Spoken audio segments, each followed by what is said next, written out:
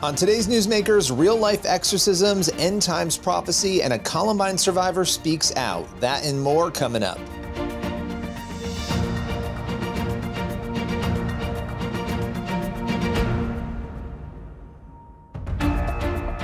Welcome to Newsmakers, a show where we go behind the headlines each week to bring you interviews with pastors, entertainers, politicians, and other notable news figures.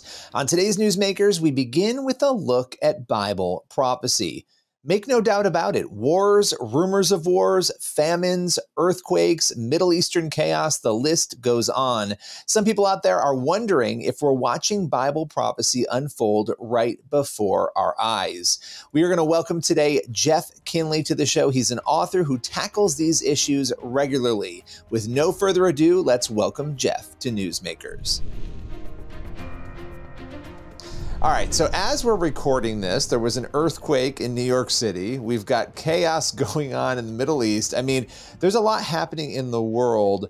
But before we get there, what does the Bible tell us when it comes specifically to the signs of the end times? What are those?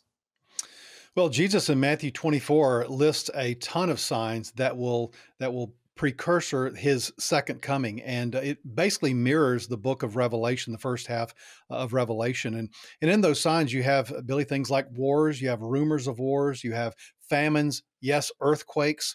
And then Jesus said all these things are merely the beginnings of birth pangs. And so I think what Christ is talking about in that passage, Billy, is the actual end times, the actual tribulation period. However, these things that we're experiencing right now, I think are sort of a ramping up to Revelation. I mean, you think about an earthquake, which you just went through. The walls are shaking. I mean, everybody's like looking around going, did you feel that? And guess what? I mean, we're looking around our world going, hey, are you feeling this? Are you feeling these signs ramping up? Because they're everywhere. You know, one of the things that is happening in this Israel war, and it's kind of been bizarre to watch, and it started in the beginning. At the beginning of the war, we saw people on college campuses. We saw people sort of defending Hamas, or at least being very pro-Palestinian before we had any idea of really what had happened. That had already started. Now we're watching the world sort of turn on Israel a little bit and say, hey, the way you're handling this isn't good. You need to pull back. There's a lot of different opinions, not just in the populace, but among world leaders.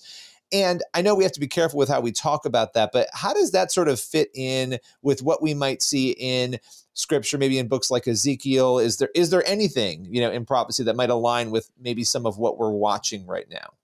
Well, I think so. In Ezekiel 38 and 39, Ezekiel prophesied thousands of years ago about a last times or last days invasion of the nation of Israel from basically most of the Muslim nations that are surrounding her right now, including Turkey and Iran, including Russia coming in from the north.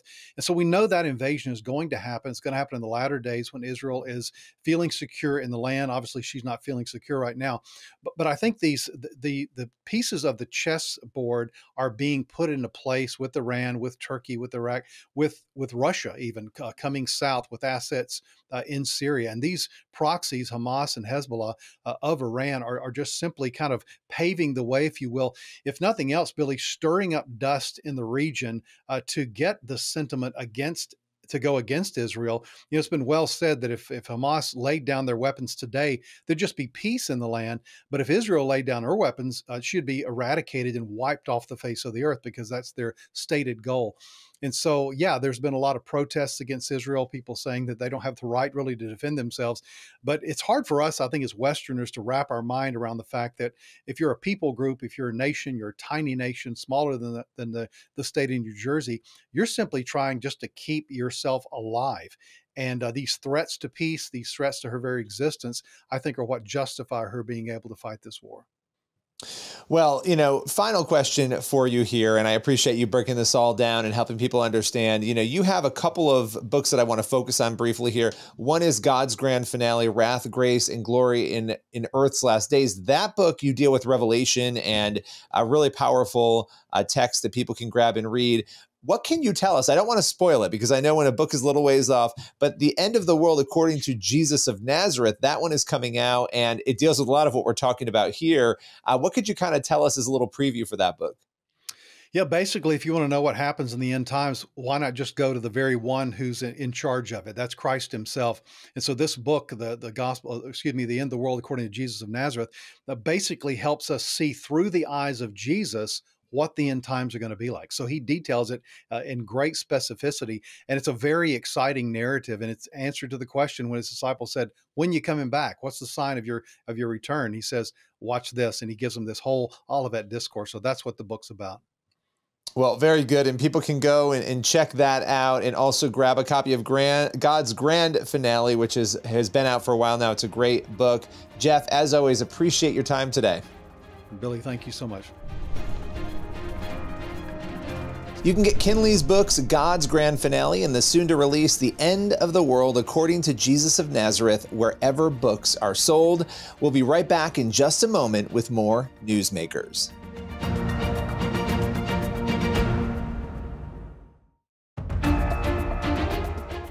Welcome back to Newsmakers. Our next guest is Ryan Bethea. He is the host of the Exorcist Files podcast.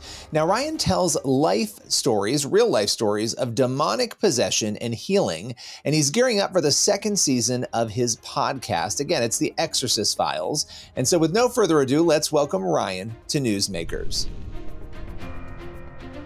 So Ryan, The Exorcist Files, an incredibly successful podcast series. You are moving into the next phase, a lot of really cool stuff coming. We're going to get into all of that. But for those who don't know, they're not familiar with The Exorcist Files, what in the world led you into this world of evil and the demonic? Well, I don't know if I'd characterize me personally journeying into the world of the evil and the demonic. There's a statute of limitations on any actions undertaken, as you know, Mr. Hallowell. But I would say I started this with much more, we'll call it lighthearted desire to document what I'll call metaphysical phenomenon so that people in Los Angeles and SoCal don't think I'm immediately crazy.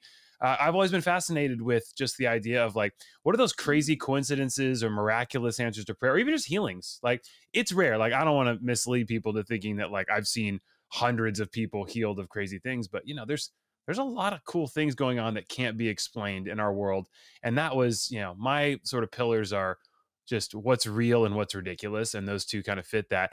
And so I actually got to go and meet some people at the Vatican who walked me through and said, hey, look, it's going to be a little tough to get some of these medical records. And as you know, they have a whole process for documenting healings as part of their saint canonization process. So if you were to be considered for sainthood, which I'm sure your application is still pending, you would have to have 2 miracles associated with your name. And they have doctors, evidence, I mean, they throw out almost all the claims because they want it to be real. And when it is real, it meets a really high threshold of evidence.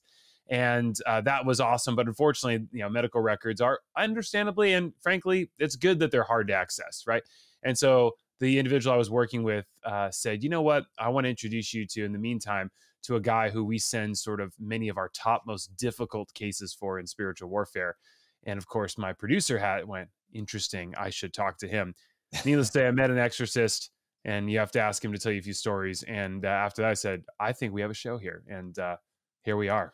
And the rest is history. You know, so in this show, you guys do incredible dramatic reenactments. I mean, there's a lot happening in this show. It's not just an interview show. You really sort of pulled all the stops out and put this together in a really compelling way. You know, you went into this, obviously, you mentioned a little bit more lighthearted in that sense of, you know, and intrigued, though. You wanted to know, you wanted to understand. How did season 1, putting those stories together, being sort of at the center of creating these narratives, how did that change you or impact you? Well, the moment we hit record in this monastery, when we started recording, the power went out. And I remember Father Martin's just had a kind of smirk and goes like, hey, welcome to my world, right? So anyone who's done, I will say, look, this is going to sound nuts, but this should fit right in with your regular scheduled programming. But I have to say, the amount of people that I've talked to who work in just paranormal or, you know, super or spiritual warfare, or even attempting to document this, the signal and the noise, for, you know, a bad pun, there is so much tech failure that happens. It was absolutely, you know, you hear stories and you're like, oh, whatever, not going to happen. And sure enough, we had power go out a full episode disappear off multiple drives? I mean, just, again, wait a minute. What were you thinking? What were you thinking when those lights went out? Like, there you are. You're about, like, here we go. We're starting this up. You hit start, you go, and then that happens. Like, what was going through your mind in that moment? So you kind of sit back and you go, okay, this all seems very, very strange. And you kind of just go along with the flow. And then at a certain point, enough things happen where you say, okay, I think something interesting is happening here. And if you believe in the Judeo-Christian narrative, right, if it's true, right, it's funny. Everyone's comfortable with guardian angels and it's fun to swap stories, touched by an angel, etc. No one, of course, referenced touched by a demon. Touched by a demon, yeah. Which did not come out, thankfully. But it's funny. If it's true, right, it's like, hey, then these other things exist. And guess what? And I'll say one thing I smile at. I get so many emails from people saying, hey, if I listen to this, will demons show up in my house? And I want to say, if it's true, right, then, and you are a Christian, then you were already under attack the moment you were born. So there's not like, it's an insidious lie that you can't even learn about it. And I think some of these little things that happen kind of fuel that myth. So yeah, I kind of raised eyebrow. Yeah. Well, okay. So, as we sort of look at the different stories and the different narratives that you encountered and that you're going to obviously encounter in season 2 here, what for you, well, before I even go there, let's talk about churches, because it feels like you guys on this show are talking about a topic that some churches don't talk about at all, right? And that's interesting to me. We see Hollywood even, and they're not necessarily doing it from the right theological lens, but they're talking about a topic more than some churches are. Why do you think that is? Why do you think there is this, and maybe you'll disagree with me on this, but this disconnect between many churches on this issue? Yeah, it's interesting. Last year was kind of the year of exorcism. There were so many exorcism movies, right? There was Nefarious. There's The Pope's Exorcist. Our show came out. There was a conference called SatanCon, which I blissfully did not attend. And I do wonder who sponsors that. Like Duraflame, is it like, and it's a lot of fire products? I don't know. But no, it's interesting. And I don't know. I think if I had to guess, a lot of it comes from probably that trend towards like a liberal, naturalistic interpretation of the Bible that kind of crept in the last kind of like, 70, 80 years. And, Father Martin's joked that, at one point there was like Father, Son, and, Holy Counselor, right? There was, or like, counseling became like the new exorcism, and this idea that science solves everything. And that really played up in the West. It's interesting. You travel the world, and in a lot of different countries, right, the idea that the supernatural is very real. This is not a controversial topic. It seems to be more in our sort of Western postmodern world. But I find it interesting because a lot of churches don't talk about it. And Jesus spent, you could argue, a fourth maybe of his time. It's well documented in the Gospels. In fact, one of the first, encounters with Jesus in the temple, you have a demoniac manifesting in the Jewish temple, which I thought was really interesting. And so I think we kind of ignored our own peril, and like a lot of things, it probably just became taboo. I don't understand, though, because many, many people are totally open to angelic intervention in their life. And yet you mention the word evil spirits or demons, and suddenly people get very nervous. So I do find that sort of dissonance very interesting. Well, listen, I love it. I appreciate you coming on and talking about it. It's the Exorcist Files. Again, where can people go? What's the link? Give it to us one last time. Go to exorcistfiles.tv, sign up for our Kickstarter, pick your reward, and we will say, verily you shall have your reward. And please, exorcistfiles.tv, available on all podcast platforms. Download it today. The power compels you. Oh boy. Great place to end. Ryan, appreciate your time today. The spin stops here. That's what we like to say. Find out more about the Exorcist Files at exorcistfiles.tv. This is Newsmakers on the CBN News Channel. We'll be right back.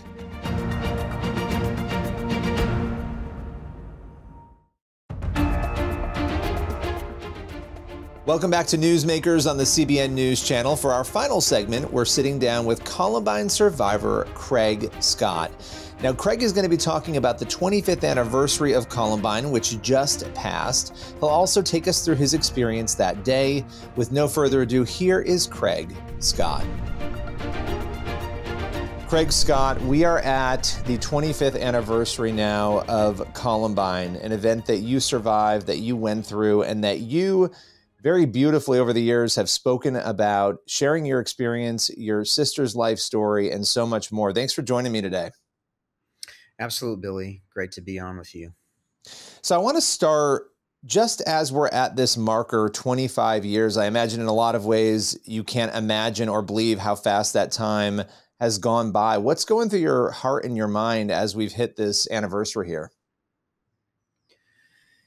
Yeah, there's a lot that's gone on in my mind. I've been thinking about what to say even for the last year because this I knew was kind of an important marker for me personally. Just 25 years later, I've dedicated a lot of my life to sharing my sister's story, my story, and traveling around and speaking. My family started an organization to share the life and legacy of my sister, and we've impacted millions of people. We became the largest school assembly program in the country. Immediately after the shooting, I did this interview with Katie Couric, and she called it her most memorable interview. I was with my friend who was killed next to me, Isaiah, and his dad. I was with Isaiah's dad, and it really, I realized early on that a lot of people saw the news media and saw it as invasive, but I didn't see it that way. I saw it as a way to get out a message and a story. So from early on, I had this belief um, that God had a plan and a purpose for the worst tragedy in my life, and that belief, whether if somebody believes that or not, that belief has been one of the biggest helpful things in my journey the last 25 years. This belief that God has a plan and a purpose for even the worst stuff that I go through. I want to ask you something about your sister because you've brought her up a couple of times, and your sister, many people know her story. Some people might not, but your sister, obviously, she lost her life at Columbine. She was killed in the midst of all of this. And so when we talk about forgiveness, understanding you just shared the horrific thing that you went through, right? And then on top of that, the loss of your sister. I mean, there's multiple layers here. What would you want people to know? We're at this 25-year anniversary. Your sister has had a massive impact on a lot of people's lives through the books that your parents have written on her. But what would you, and a film about her, what would you want people to know about her? Well, she had a prayer in her life, and it was to be used to impact people and in a positive way. And she wanted to start a positive chain reaction. When she was 13 years old, she traced her hands like this on the back of an old dresser and wrote, "These hands belong to Rachel Joy Scott and will someday touch millions of people's hearts." She kept a lot of journals. She had 7 journals at the time of her death.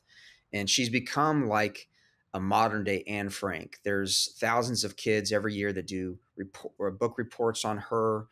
There's quotes of hers on the hallways in schools of hundreds of schools right now. Muriel's made. So she's become this role model of kindness and compassion. I believe her story, Billy, will be one that lasts a long, long time. And it's we've put it into the school system, and she's a wonderful role model. And her story has literally saved thousands of lives. I have a book here at home of 2,000 of over 10,000 emails from kids in a 2-year time period that heard her story and took time to get on the website and write and say, her story saved my life. I want to kind of bring it back to you because you have gone through a lot over the last couple of decades. What has been the toughest issue for you in light of what happened at Columbine to move past and journey through? My biggest issue has been that I have made my identity, my whole identity sometimes about what I do and about my past story. I share about it a lot because it's tied to my purpose, and I want to make a positive impact through that. But I'm not my story matters. Your story matters, but you're not your story. You have a past story and a current one happening right now. You have a future story, but your story is like the journey or path that you're on, and you're the person on the journey. but that journey is not you. You are more than that journey. You are an eternal spiritual being. You're more than your body. You're more than your brain. You are a spirit, and that spirit was given to you by God. But so for me, not getting trapped in the past. Yeah. I and can I end with my favorite poem? Yes, you can. That has been very helpful for me in my healing process. And still, it's crazy, but there's still things that we all need healing from. I'm still getting healing even to this day on some things, but the poem is called "In the Quiet," and it's in the quiet I find peace, where the outside noises cease, where my mind has settled down and my thoughts no longer race.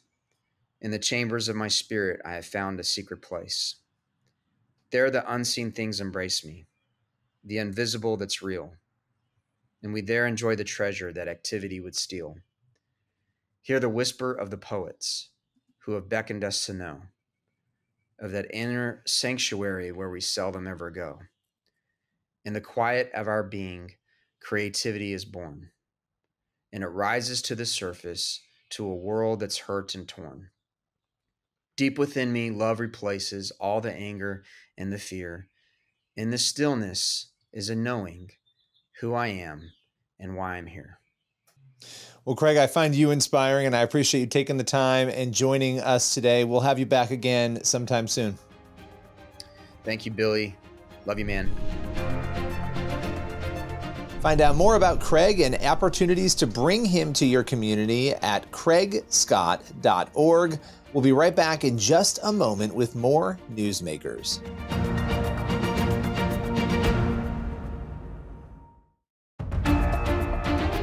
That's all for Newsmakers. Thank you for watching, and be sure to head over to the CBN News YouTube channel. That's where you'll find the full interviews that you saw on today's episode. Plus, you can check out our new daily Newsmakers podcast. It's Monday through Friday, one interview every single day. You can subscribe to your favorite podcast platform there to find our show. It's also called Newsmakers. As for this show, we'll see you back here again next week.